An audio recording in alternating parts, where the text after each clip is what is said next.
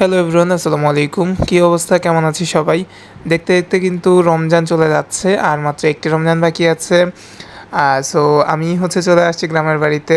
এই যে এসে আপনাদের কিছুক্ষণ আগে, ঘন্টা ২-৩ ঘন্টা আগে আমি একটা পোস্ট করেছিলাম যে এই ফলগুলোকে কোন নামে চিনেন বা কে কীভাবে দেখেন, কার এলাকায় কোন নামে এটা আসলে পরিচিত। সো সেটার জন্য অনেকে অনেক রকম নাম বলেছেন, যেমন কেউ কেউ তুত ফল বলেছেন, তারপরে রাসবেরি বলেছেন, তারপরে মালবেরি বলেছেন। এক এক জায়গায় আসলে এক একটা নাম, এটার যে আসল নাম কোনটা তা আমি বলতে পারি না। বাট আমি এখানে এসে যেটা জানতে পেরেছি যে এটা মালবেরি বলে এটাকে। সো এইটাই এখন নিজ হাতে পেরে নিচ্ছিলাম। সো দেখতেই দেখা যাচ্ছে যে কত সুন্দর লাগছে। মানে এই জিনিসগুলো আসলে গ্রামের বাড়িতে আসলে এই জিনিসগুলো আমার কাছে খুবই ভালো লাগে, যে নিজের হাতে আসলে ফলগুলো পাড়া যায় বা নিজে এই জিনিসগুলো করা যায়। প্রাকৃতিক পরিবেশ যে কত সুন্দর হয় আসলে নিজে উপভোগ না করলে, যারা দেশের বাড়িতে আসে না বা গ্রামের বাড়িতে সচরাচর আসে না, সো তারা এই জিনিসগুলো উপলব্ধি করতে পারবে না।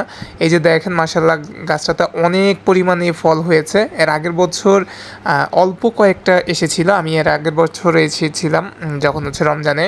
সো বেসিক্যালি রোজার মধ্যেই আসলে রোজার ঈদটা করার জন্য আসা হয় গ্রামের বাড়িতে, আদারওয়াইজ তেমন আসলে সময় সুযোগ হয়ে ওঠে না।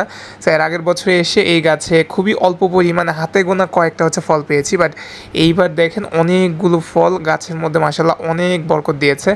সো কার কার কীরকম লাগছে একটু কমেন্ট করে জানাবেন, আর অ্যাকচুয়াল আসলে এইটার নাম কি সেটাও একটু কমেন্ট করে জানাবেন।